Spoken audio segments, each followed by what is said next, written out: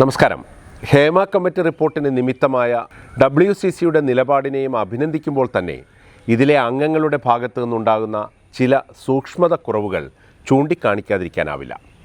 സിനിമയിലെ സ്ത്രീ പീഡകരെ ഒറ്റപ്പെടുത്തുന്ന തീരുമാനങ്ങൾ എടുക്കാനും അത് പ്രാവർത്തികമാക്കാനും കൂടി തയ്യാറായാൽ മാത്രമേ എല്ലാവരും പ്രതീക്ഷിക്കുന്ന ശുദ്ധികലശം സിനിമയിൽ സാധ്യമാകൂ.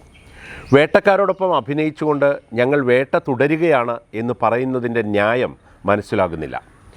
അവസരങ്ങൾക്ക് വേണ്ടി ഇത്തരം സമരസപ്പെടലുകൾ നടത്തുന്നത് സാമാന്യ യുക്തിക്ക് നിരക്കുന്നതുമല്ല. നടൻ അലൻസിയർക്കൊപ്പം ഉള്ളൊഴുക്കിൽ അഭിനയിച്ച പാർവതി അതിലൂടെ അലൻസിയർ ഉണ്ടാക്കിയെടുക്കുന്ന മാന്യതയും അംഗീകാരവും കാണാതെ പോകരുത്. WCC നിങ്ങളുടെ മുന്നേറ്റത്തെ ആശ്വാസമായി കരുതുന്ന സഹപ്രവർത്തകർക്ക് നൽകുന്ന സന്ദേശം എന്താണ്? ആഭാസം എന്ന സിനിമയുടെ സെറ്റിൽ ആഭാസം കാട്ടിയ നടൻ അലൻസിയർക്കെതിരെ നടി ദിവ്യ ഗോപിനാഥ് പരാതി നൽകിയിട്ട് ഇതുവരെ ഒരു നടപടിയും ഉണ്ടായില്ല എന്ന കാര്യം പാർവതി മറന്നു പോകാൻ പാടുള്ളതല്ല. അമ്മ സംഘടനയ്ക്ക് നൽകിയ ആ പരാതിയിൽ അവർ മിണ്ടടക്കം പൂണ്ടിരിക്കാൻ തുടങ്ങിയിട്ട് വർഷം 5 എന്ന് ദിവ്യ തന്നെ പരസ്യമായി പലതവണ ആവർത്തിച്ചതാണ്. അലൻസിയർക്കൊപ്പം അഭിനയിക്കാനുള്ള കാരണം ആ കഥാപാത്രത്തിൻ്റെ പ്രാധാന്യവും അതിൻ്റെ പ്രത്യേകതയുമൊക്കെയാണ് എന്നൊക്കെ പറഞ്ഞുള്ള യുക്തികൾ എന്തായാലും സാമാന്യ നീതിക്ക് നിരക്കാത്തതാണ്. ഇത്തരം കോംപ്രമൈസുകളാണ് ഇത്തരക്കാരെ വാതിലിൽ മുട്ടാനും വളയമില്ലാതെ ചാടാനും വീണ്ടും പ്രേരിപ്പിക്കുന്നത്. ഇത്തരം കോംപ്രമൈസുകൾ തന്നെയാണ് സിനിമയുടെ നടുത്തളത്തിലെ ചാരുകസേരയിൽ വീണ്ടും വീണ്ടും ഇക്കൂട്ടരെ പ്രതിഷ്ഠിക്കുന്നത്.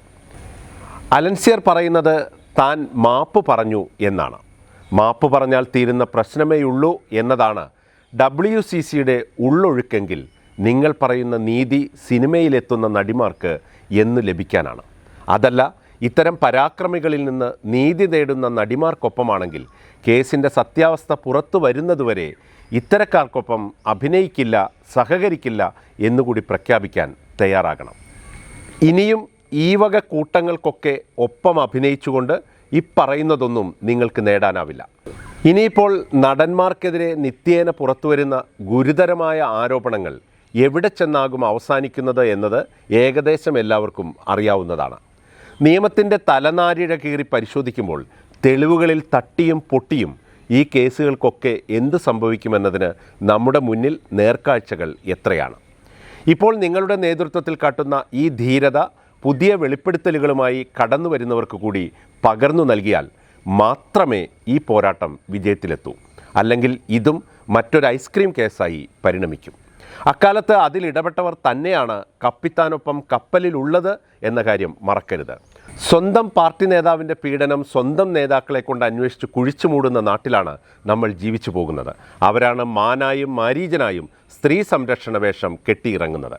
അതിനാൽ ചെയ്യാനുള്ള ഏക കാര്യം തങ്ങൾക്കെതിരെയുണ്ടായ ആക്രമണങ്ങൾ വെളിപ്പെടുത്താൻ തയ്യാറുള്ളവർക്കെല്ലാം ധാർമ്മികവും നിയമപരവുമായ പിന്തുണ ഉറപ്പാക്കുക എന്നതു തന്നെയാണ്.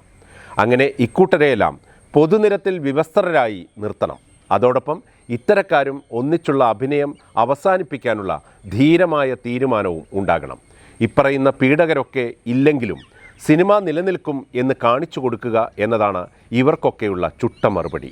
ആ ദൗത്യം നിങ്ങൾ എല്ലാ തലത്തിലും ഏറ്റെടുത്തില്ലെങ്കിൽ ചെമ്മനം ചാക്കോ സർ കവിതയിൽ ചോദിച്ചതുപോലെ ആയിടാം വ്യഭിചാരം 5 മിനിറ്റ് എന്നാകിൽ ആയതിൽ തെറ്റെന്താണ് ഒരു 50 മിനിറ്റോളം എന്ന് ചോദിച്ച് അമ്മയെയും പെങ്ങളെയും മകളെയും തിരിച്ചറിയാത്ത ഇത്തരം മ്ലേച്ഛന്മാർ ഇനിയും നടിമാർക്ക് പിന്നാലെ മണിയടിച്ച് മണ്ടി നടക്കും.